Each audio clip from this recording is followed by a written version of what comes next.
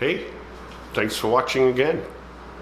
When I was a kid, I was in crisis. I had a very bad home situation, and I didn't like going to school. What kid does? But I used to cut school a lot. Either I would go to tell the teacher I was sick, go to the principal's office, my stomach hurts, I've got diarrhea. I started to learn all the good little code words that the teacher was like, no, we gotta call your parents and get you home. That started in 4th or 5th grade. And it was chronic. I mean, they knew, but they had to call my parents, and my mother had to come and get me. I mean, I hated school. I was in junior high school, or middle school, as some people call it, grades 6 through 8. I wasn't very functioning. Like I said, there was crisis at home, so any place that I had to sit still, I was hyperactive. They probably today would have given me Ritalin, right, to chill me out. And I was too smart to be put into a special needs thing. In 5th grade, I was reading on the 9th or 10th grade level, so my test scores were too high for me to be put back, but it was like I was way ahead of the class. You know, the teacher would say something, I knew what the answer was, and I'm like, I'm bored with this.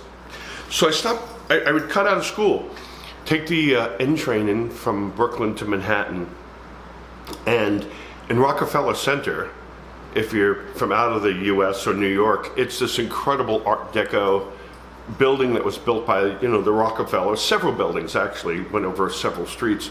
Gorgeous. I mean, the artwork, the inlays in the ceilings, and it had this 30s, 40s Art Deco kind of thing. And I would sometimes take the N train and get off at 42nd Street. And you ever see those movies or TV shows where that kid, that girl, that guy, gets off and like, oh, wow. Well, that was a lot different from Brooklyn, where I lived, which was semi-detached homes with picket fences, you know what I mean, and everybody had a dog, and it was the 70s, it was like you see on a TV thing. And I'd get out, and it was amazing. And of course there was 42nd Street, which they used to call the Deuce, and it was like a blaxploitation movie. There were pimps and junkies and prostitutes and porn theaters and peep shows. But then if you went up a little bit, there was the famous Coca-Cola sign, and where they dropped the ball in Times Square, which many people have seen around the world, on television or in pictures.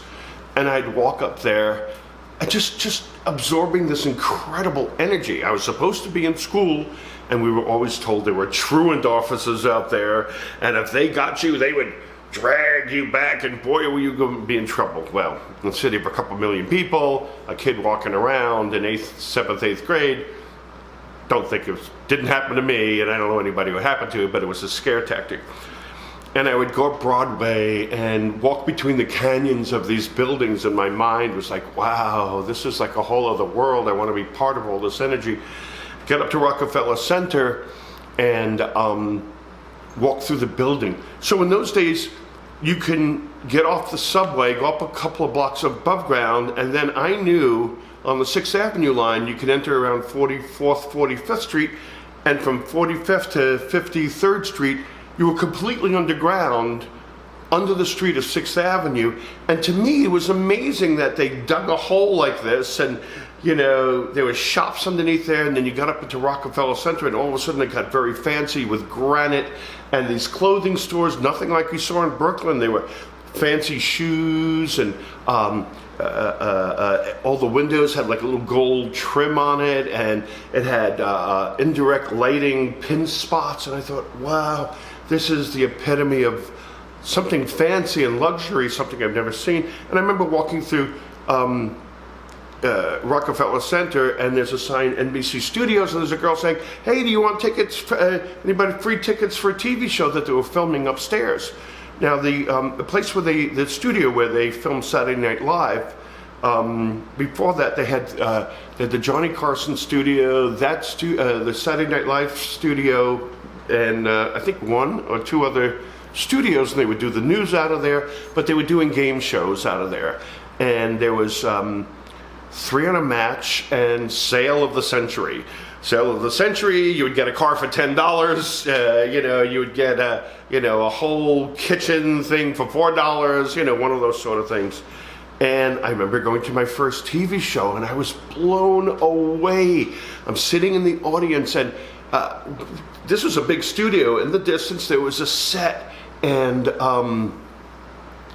TV show went up, but I was fascinated by all these lights and people with headphones and directors, and although I was blown away by the TV thing, it's all this technology kind of got me really, more excited than what was going on there.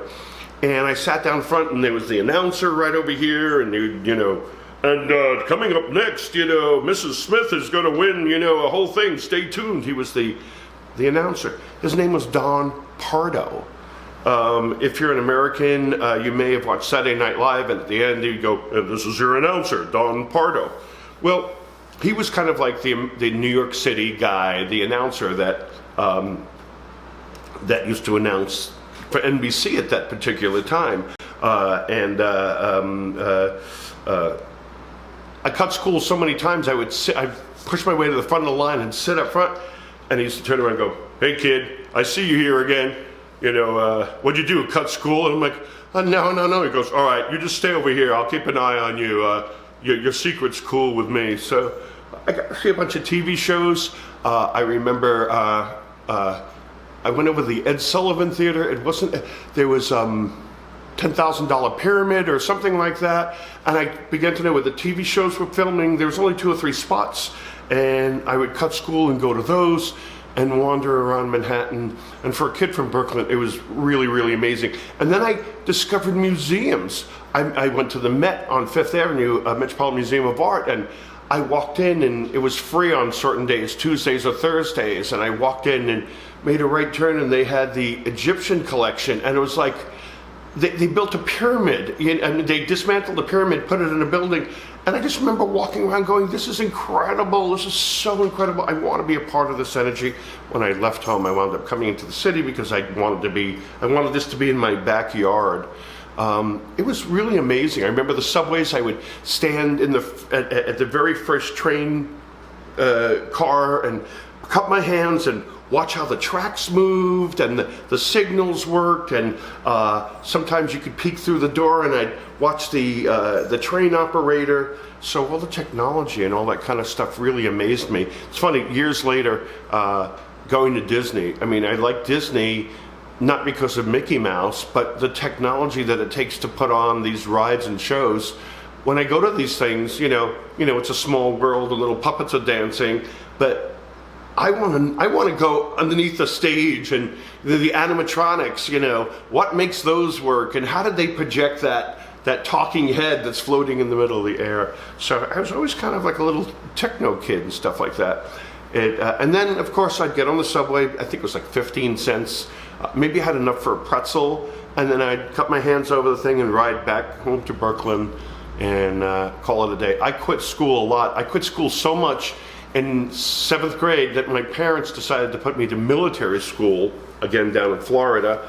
I agreed to go, and after I went September, by December for Christmas, I couldn't take it. I mean, you had to make your bed, and you had to get up at 6 o'clock in the morning, and you had to march, and if you were bad, they'd make you stand in the Florida sun all day in your uniform as punishment. And in Florida, they were allowed to spank kids, and kids were getting paddled, for being kids, and I just couldn't take it anymore. I went home for Christmas vacation, and I got up at 4 o'clock in the morning. I ran down in my basement. I put a cardboard box over me, and we were supposed to go to the airport, and my parents couldn't find me. And several hours, my father went to work. And then I came back upstairs. My mother your father's gonna kill you, and I can't take it. I don't want to, be in military school, and so on and so on. So by 9th grade, I mentioned in an earlier thing, I got into the high school performing arts fame, and that was such a wonderful school because I was so into it. Finally, something spoke to my brain, and unfortunately, I got kicked out because my behavior from being hyperactive in, primary school and middle school, I carried over to high school, and they weren't going to put up with it, So then I wound up educating myself afterwards. I homeschooled myself. I know I had to get smart. I used to read science. My science was off the chart. My reading was off the chart. My math is terrible, you know. But I wound up picking up science magazines, reading Scientific American. Didn't know what I was reading, but trying to understand, and books and so on and so on. So I wound up self-schooling myself. So there's a little bit of my education history and cutting school and all that. And thanks again for listening. Please subscribe. If you subscribe and we hit 1,000 people, I can get paid for this. Not much, a couple of dollars here and there, but hit the subscribe button if you haven't. It doesn't cost you anything, and it helps me get to the point where I do these for free for you. And in turn, I can get paid if we hit a certain, we hit a threshold. Thank you so much for listening. There's season 4. There's going to be heavy stories and light stories, like I mentioned. So this is a lighter one. There'll probably be something pretty heavy tomorrow. I'm trying to balance it and not be like a downer too much. There's still a lot to go. Thanks so much for listening. Bye.